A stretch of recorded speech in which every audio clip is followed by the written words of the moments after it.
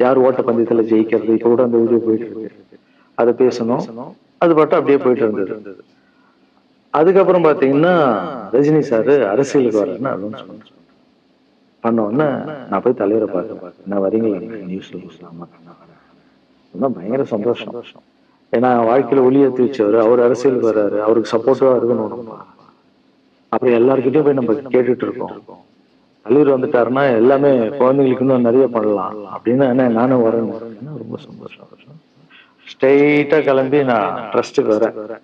என்னோட ட்ரஸ்ட், என்னுடைய ஃபேன்ஸ் எல்லாரையும் கூப்பிடுறேன். கூப்பிட்டு என்னுடைய வெல்விஷர்ஸ் எல்லாரையும் கூப்பிட்டு உட்கார வச்சு, தலைவர் அரசியலுக்கு வர்றாரு, புரியுதுங்களா? எனக்கு வந்து எழுத படிக்க தெரியாது, அதான் ஒரு ட்வீட் போடணும், இதெல்லாம் ரெடி பண்ணுங்கன்னு தமிழ்ல சொல்லிட்டு அவங்க ரெடி பண்ணிட்டு ஒரு டீம், இன்னொரு டீம் உட்காந்து என்கிட்ட கேள்வி கேட்கறாங்க. தலைவர் அரசியலுக்கு வந்து அவர் வந்து சிஎம் ஆயிடுவாரு, நீங்க வந்து அமைச்சர் ஆயிட்டீங்களான்னு, சுகாதாரத்துறை அமைச்சர் தான், நம்ம வந்து ஆபரேஷன் நிறைய பண்ணலாம், இன்னொருத்தர் கல்வித்துறையை தான் நிறைய படிக்க வைக்கலாம். கடமை செய்யணும், பலன் எதிர்பார்க்கணும். சுகாதாரத்துறை அமைச்சர், இது வந்து கல்வித்துறை, இதெல்லாம் படிச்சவங்க வர இடம், அண்ணன் படிக்கல. எல்லாருக்கும் படிச்ச இடத்த போட்டு ஒரே இடத்துல போய் முடங்கி போய் படிப்புனா படிக்க மாட்டேன், எல்லாம் கட்சி வளரட்டும், தலைவர் வரட்டும், எல்லா துறையில இருந்து ஹெல்ப் பெற்று நல்லா பண்ணுவோம், பெரிய ட்ரஸ்ட் கட்டுவோம். இப்ப என்ன சின்ன ட்ரஸ்ட்ல தான் நம்ம இருக்கோம், சின்ன வீட்டுல 60 குழந்தைங்க நீங்க இருக்கீங்க, 100 ஏக்கர்ல கட்டுவோம். ஊனமுற்றவர்கள் இந்த பக்கம் திருநங்கைகளுக்கு இந்த பக்கம் முதியோர்களுக்கு ஒரு பெரிய ட்ரஸ்ட் கட்டி பண்ணுவோம்டா. சூப்பர். இன்னொருத்தர் டக்குன்னு அங்க அண்ணா நம்மள எடுத்து பேசிட்டு இருக்காருல்ல சீமான் அண்ணன், அவருக்கு ஆப்போசிட்டா எதிர்த்து நில்லுங்க. அது அரசியல் இல்ல.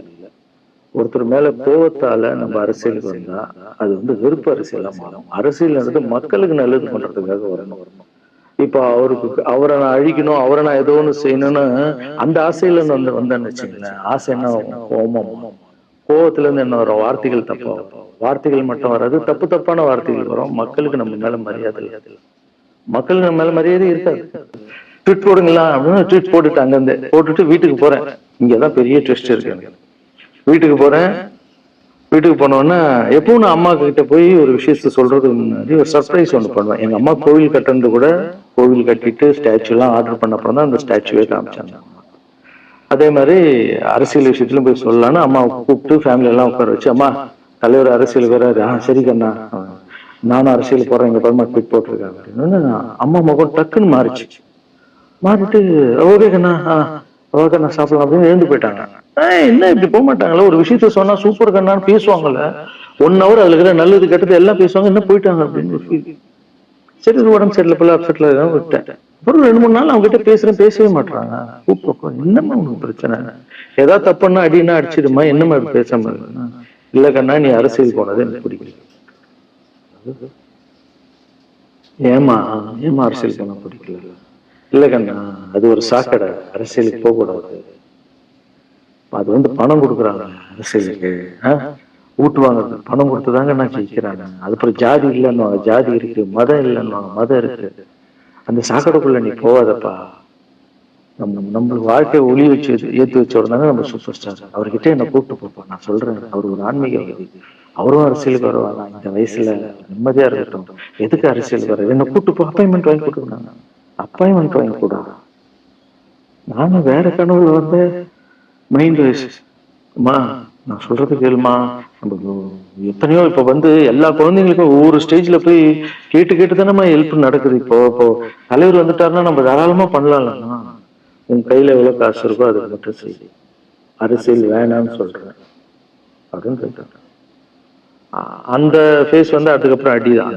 சரி இந்த உலகத்துல அம்மா மீறி பண்ணலாம், ஆனா நான் உருப்பட மாட்டேன் இந்த உலகத்திலேயே. எனக்கு யாருன்னா எங்க அம்மா தான். அது அம்மா இல்ல, எங்க கடவுள்னே சொல்லலாம், நான் எதிர்க்க பாக்குற கடவுள். சரி அம்மாவுக்கு சொல்லி புரிய வைக்கலாம், என்னடா தலைவர்கிட்ட போய் எப்படி சொல்றது, பசங்கிட்ட ஒரு பயங்கர பில்டப் கொடுத்துட்டோம், அது இதுன்னு எல்லாம் வேற பார்த்துட்டு இருக்காங்க, என்ன பண்றது. அந்த டைம்ல பார்த்து கொரோனா ஒரு ஷாக்கு, வெளியே போக முடியாதுன்றாங்க, இல்லைன்னா பிரச்சாரம் பண்ண வெளியே போக முடியாது, தலைவருக்கு உடம்பு சரியில்லாம போகுது, ஹைதராபாத் ஷூட்டிங் போறாரு உடம்பு முடியல, அப்படியே எல்லாமே கொலாப்ஸ் ஆகுது. அப்புறம் தலைவர் அலௌன்ஸ் பண்றாரு, நான் அரசியலுக்கு வரல, டாக்டர்ஸ் வந்து போகக்கூடாதுன்னு சொல்லிட்டாங்க. கொரோனா டைம்ல நம்ம வந்து பிரச்சாரம் போக முடியாது, அந்த காரணத்தால காரணம் சொன்னாரு. அது உங்களுக்கு எல்லாருக்கும் தெரியும். அவ்வளவுதான், தலைமையில கை வச்சு உட்காந்துட்டோம். நான் ட்ரஸ்ட் இருக்கிற மற்றவங்க எல்லாரும் என்னன்னு நினைச்சு ஒர்க் பண்ணிட்டு இருந்தால எல்லாரும் அப்செட்ல உட்காந்துருக்கோம். தலைவர் ஒருத்தம் போய் பேசி பார்க்கலாம், தலைவர் வர கூப்பிடுறாரு போகணும். அந்த மாதிரி தலைவரை பார்த்தது இல்லை. அப்படியே அப்படியே எனக்கு புரிஞ்சது, அவர் ரொம்ப வலியில இருக்காரு. இவ்வளவு சுறுசுறுப்பான விட முடியல. பரவாயில்ல, நம்ம உடம்பு தானே முக்கியம், என்ன இதெல்லாம் என்னென்ன தூக்கி போடுங்க. இல்ல, இத்தனை வருஷம் என்ன வாழ வச்சாங்க, அவங்களுக்கு ஏதாவது ஒண்ணு பண்ணணும்னு நினைச்சாங்க. இந்த குத்துதுல எனக்கு என்ன பண்றதுன்னு தெரியல, ரொம்ப கஷ்டமா இருக்கு. ஆனா அதை விடுங்கண்ணே எல்லாம் அப்படின்னு அவர்கிட்ட பேசிட்டு, அவர் வந்து அப்போ நான் முன்னாடி பேசும்போது அவர் சொல்றேன், நான் வந்து நான் கூட பதிவு பண்ணணும்னு ஆசைப்படல, இன்னொரு நல்லா படிச்சா நினைக்க வச்சுப்பாங்க. யாருன்னு சொல்லுவாங்க, யாரும் கூட சொல்லல. அது அப்படியே போச்சு, அவர் மனசுக்கு மட்டும்தான் தெரியும், யாரும் கூட சொல்லல. ரொம்ப அப்செட்டா இருந்தாரு. சரி, ஓகே, இதுவும் கடந்து போகணும். அப்படியே கடந்து போச்சு. எனக்கும் காஞ்சனா படம் அது இதுன்னு வந்து பெரிய ஹிட் ஆகுது. அதுக்கப்புறம் யாருக்கிட்டையும் நீங்க வந்து யாரும் எனக்கு ஹெல்ப் பண்ண வேணாம். முதல்லாம் நான் கலைஞர் ஐயா கிட்ட ஹெல்ப் கேட்டேன், அவர் வந்து ஒரு சில குழந்தைங்களுக்கு ஹெல்ப் பண்ணாரு. அதுக்கப்புறம் அன்புமணி ராமதாஸ் ஐயா, அவருக்கு ஹெல்த் மினிஸ்டர் இருந்து அவர் ஒரு சில குழந்தைங்களுக்கு ஹெல்ப் பண்ணாரு.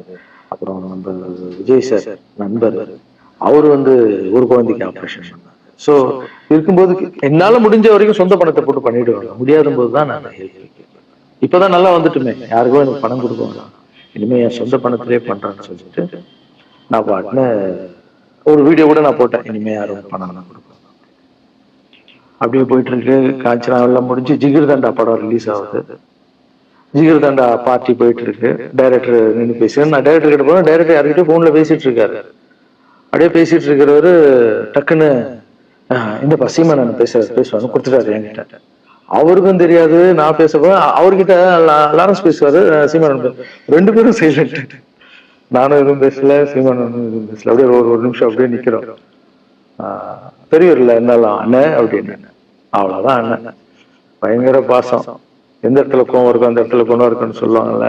அண்ணன் வந்து புகழ்ந்து தள்ளுறாரு ஜிகர் தண்டார, இப்படி பண்ண கண்ணா, அப்படி பண்ண இவ்வளவு சூப்பரா பண்ண, அந்த சீன் எனக்கு ரொம்ப பிடிச்சதுன்னு.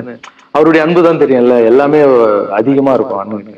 அண்ணா ரொம்ப சந்தோஷமா வாழ்த்தினாரு. அப்புறம் நான் வந்து மாற்றம்னு ஒரு அமைப்பு ஆரம்பிச்சிருக்கேன்ல, இந்த விவசாயிகளுக்கு டிராக்டர் கொடுக்கறது, அப்புறம் மாற்றுத்திறனாளிகளுக்கு ஸ்கூட்டி கொடுக்கறது, எல்லாமே அதை பார்த்துட்டு பத்திரிகையாளர் கேட்குறாங்க அவர்கிட்ட, ரகுவலாரன் சார் மாற்றம் அமைச்சிருக்காருன்னா, நல்ல விஷயம் தம்பி, நல்லா பண்ணிட்டோம், நல்லா இருக்கட்டும் அப்படின்னு வாழ்த்தினாரு. ஸோ ஒரு பெரிய பிரச்சனைக்கு கடவுளே வந்து அதை அப்படியே சால்வ் பண்ணி வச்ச மாதிரி ஆயிடுச்சு, அப்படியே போச்சு. ஆனா நீங்க நல்லா இருக்கணும், எங்க இருந்தாலும் நல்லா இருக்கீங்க. எப்பெல்லாம் ட்ரஸ்ட்டுக்கு போகும்போது பசங்க எல்லாம் கேட்பாங்க, அந்த 100 ஏக்கர் ட்ரஸ்ட் குழந்தைங்க, சரி ஓகேடா. அப்படி பாத்தீங்கன்னா நண்பர் விஜய் சார் கிட்ட பேசிட்டு இருக்கும் போது நான் வர அரசியல் மறுபடியும் போய் ட்ரஸ்ட்ல உட்காந்து நம்ம டேய் நண்பர் வராரு, ஏன்னா சூப்பர் ஸ்டார் எனக்கு எவ்வளவு க்ளோஸோ நண்பர் கூட அவ்வளவு க்ளோஸ் தான் எனக்கு. ஏன்னா மேகமாய் வந்து போகிறேன்ற சாங்ல இருந்து நான் ஒரு டான்ஸ் மாஸ்டா பண்ண ஆரம்பிச்சேன். அதுக்கப்புறம் நிறைய சாங் பண்ணேன், சரக்கு வச்சிருக்கேன், அது உங்களுக்கு தெரியும். அந்த தாம் தக்க தீம் தக்க அவருக்கு மட்டும் நான் ஸ்பெஷலா வந்து பண்ணி கொடுத்துட்டு வருவேன். தமிழ் வேற யாரும் பண்ண மாட்டேன். அவர் கூப்பிட்டா வருவேன், தலைவர் கூப்பிட்டா வருவேன், சாங் பண்ணிட்டு போவேன். அவரு வரணும் போது எஸ், ஏன்னா அவர் ஒரு முடிவு எடுக்க மாட்டாரு, எடுத்தாருன்னா அவர் நல்லா உழைப்பாரு பண்ணுவாரு அப்படின்னு நினைச்சு மறுபடியும் போய் ட்ரஸ்ட் ஆளுங்கெல்லாம் பேசுறதுக்கு முன்னாடி, ஐயோ அம்மா இருக்காங்களே பிடிக்காத, ஃபர்ஸ்ட் அங்க கரெக்ட் பண்ணணும்ல, அங்க போனேன். அம்மா நண்பர் அரசியலுக்காரா இருப்பான், என்னம்மா அப்பதான் ஓகே, இப்ப எல்லாம் மாறி இருக்கு, போலாமா, நீ ஃபர்ஸ்ட் அவர்கிட்ட ஒரு அப்பாயின்மெண்ட் வாங்க, நான் கூப்பிட்டு போறேன்.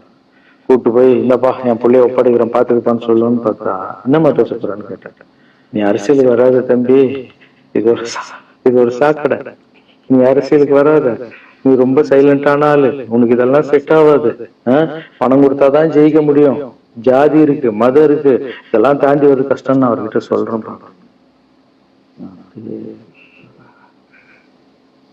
அம்மா புரிஞ்சுக்குமா, டேய் மீன் குழம்பு வச்சிருக்கேன் சாப்பிடுறேன், அதே மீன் குழம்பு. ஓகே நான் நினைச்சிட்டேன் நம்ம ஜாதகத்துல இல்ல போல, சரி விட்டுடலாம், சரி இப்ப விட்டுருவோம், ஒரு 2-3 நாளைக்கு அப்புறம் மறுபடியும் பேசுவோம் அப்படின்னு மறுபடியும் பேசுறேன். அதே மறுபடியும் நானும் நண்பர்கிட்ட பேசுறேன், அம்மா அப்படி சொல்றாங்க, அவங்களுக்கு தெரியல, அவர் நிறைய பேச மாட்டாரு, வயசானவங்க இல்ல, தெரியல, வந்தப்புறம் புரியும். ஒரே வார்த்தை தான். அதுக்கப்புறம் போன்ல கூட்டணி கட்சியெல்லாம் வராது போது நண்பா என்னடா யாரும் கூட்டணி கட்சி வரல நண்பா இது அது எனக்கு ஒருத்தர் பிடிச்சிட்டாங்கன்னா மனசுல பட்டது எல்லாமே சொல்லிட்டு இருப்பேன். அது நல்லதோ கெட்டதோ என் பழக்கம் அப்படிதான். பிடிக்கலாம் தூரம் ஒதுங்கிடும். அப்படியே போகுது. எலெக்ஷன் வருது, அனௌன்ஸ் பண்றாங்க. எலெக்ஷன் நண்பர் நிக்கிறாரு. ரிசல்ட் அன்னைக்கு டோட்டலா மாறுது எல்லாமே. அப்படியே தலைகீழ ஆகுது. புரட்டி போடுறாரு சரித்திரத்தை. வேற முதல்ல தெரிஞ்சு எங்க அம்மாவை தான். அம்மா எனக்கு ரொம்ப ஆசை ஆயிடுச்சுன்னா எங்க அம்மா மேல, அம்மா பேரு கண்மணி, கண்மணி அப்படின்னு தான் கூப்பிட்டு போவேன். எங்கன்னு கூப்பிட்டு போனா அம்மா கண்ணு, என்னடா இவ்வளவு உஷாரா வர, என்ன விஷயம் உங்ககிட்ட தான் பேசணும். நீ என்னம்மா சொன்ன, பணம் கொடுத்தாதான் ஓட்டு போடுவாங்க, ஜாதி இருக்கு, மதம் இருக்கு, புது ஆளுங்களை வர விட மாட்டாங்க, ஜெயிக்க முடியாது, இதெல்லாம் சொன்னல. நண்பர் ஜெயிச்சிட்டார் பத்தியம்மா. அந்த ஒரே ஒரு முகத்துக்காக ஓட்டு போட்டிருக்காங்க. நம்பிக்கையான ஆள் வந்தா போடுவாங்கம்மா, நல்லவங்க எல்லாம் வரலாம், புரிஞ்சுக்க விடுமா. இப்ப என்னம்மா சொல்ற அப்படின்னு கேட்டேன். முதல் முறையா எங்க அம்மா முகத்துல ஒரு சிரிப்பை பார்த்தேன். ஆமா கண்ணா, அந்த புள்ள எல்லாத்தையும் மாத்திடுச்சு, இவ்வளவு பெரிய வெற்றி அடைவாருன்னு எதிர்பார்க்கலப்பா. ஒரு நல்ல மனுஷன் பண்ணணும்னு நினைச்சா அது முடியுங்கண்ணான்ற நம்பிக்கை எனக்கு வந்திருக்குப்பா அப்படின்னு அம்மா சொன்னா. அப்ப என்ன போயிடலாமா, ஓகேவா அப்படின்னு கேட்டேன். போகண்ணா, நீ நினைச்ச மாதிரி பண்ணு அப்படின்னு அம்மா சொன்னோன்னு காலில சாப்பிட்டாம தேங்க்யூ சோ மச்மா அப்படின்னு. ரொம்ப ஹாப்பி நானு. அம்மா ஓகே சொல்லிட்டாங்க அரசியலுக்கு வர்றதுக்கு. இப்ப நான் தாய்க்கு நிகரான்னு நினைக்கிறேன். ரசிகர்கள் கேட்கிறேன், நான் அரசியலுக்கு வரலாமா? இதை பார்த்துட்டு இருந்தவங்களுக்கு, இந்த மக்களை கேட்கிறேன், நான் அரசியலுக்கு வரலாமா? அந்த தகுதி எனக்கு இருக்கா? நீங்களும் சொல்லுங்க. இந்த வீடியோ பார்த்துட்டு இருக்கவங்க கமெண்ட்ஸ் போடுங்க. பசங்களா, இவங்கதான் என்னுடைய 22 வருஷத்தினுடைய உழைப்பு. அரசியலுக்கே வராம மக்களுக்கு நான் செஞ்ச சேவை உங்க கண்ணு முன்னாடி நிப்பாட்டி. இப்ப உங்க வயசு என்ன? 22 வயசு ஆகுது. ஒரு வயசுல என் கையில வந்தாரு. அந்த போட்டோ நீங்களே பாருங்க. இப்ப 22 வயசு.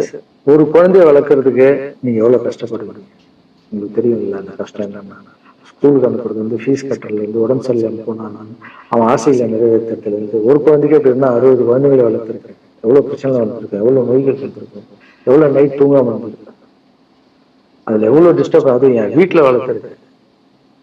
இதெல்லாம் எதுக்கு பண்ணோம்னா, எந்த ஒரு எதிர்பார்ப்பும் இல்லாம கடமை செய் பலனை எதிர்பார்க்காதுன்ற வார்த்தை எனக்கு ரொம்ப பிடிக்கும்.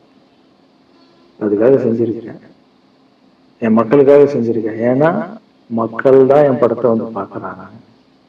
மக்களால் தான் நான் கார் வாங்குறேன், வீடு வாங்குறேன், சந்தோஷமா இருக்கேன். அவங்களுக்கு இந்த சொசைட்டிக்கு நான் ஏதாவது பண்ணணும். அரசியலுக்கு வர்றதுக்கு முன்னாடி பண்ண விஷயம் பாத்தீங்கல்ல. 22 வருஷம் உழைச்சிருக்கேன். ஒரு கதை சொன்னல, 2 வேலைக்காரங்க இருந்தாங்க. சின்சியரா யாருக்கும் ஜால்ரா அடிக்காம எதுவும் பண்ணாம என் தொழிலுக்கு தர்மமா, என் மக்களுக்கு தர்மமா என்ன பண்ணணுமோ 22 வருஷம் உழைச்சி உங்க கண்ணு முன்னாடி நிப்பாட்டிட்டேன். அந்த ஓனர் ஒரு பலன் கொடுத்தார்ல, அந்த ஓனர் யார் தெரியுமா? கடவுள். அந்த கடவுளுக்கு தெரியும் எனக்கு என்ன பலன் கொடுக்கணும். இதுக்குதான் அந்த கதை லிங்க் ஆகும் சொன்னேன். ஸோ நீங்க சொல்லுங்க, நான் அரசியலுக்கு வரணுமா வேண்டாம்? வேண்டாம் சொல்லுங்க.